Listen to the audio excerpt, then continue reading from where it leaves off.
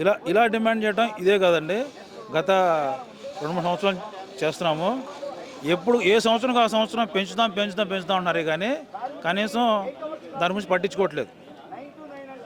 Sir ఇండస్ట్రీలో ప్రతి cinema కూడా కార్మికుడు లైఫ్ మీద స్టార్ట్ అవుద్ది.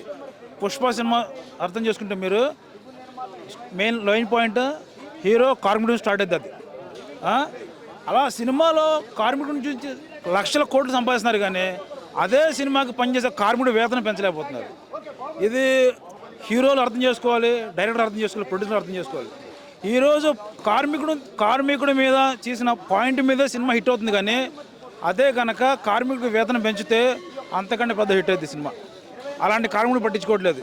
కార్మికుడు అనేవాడు 24 సంఘాలనే కాదు, ప్రతి ఒక్కటి ఉంది.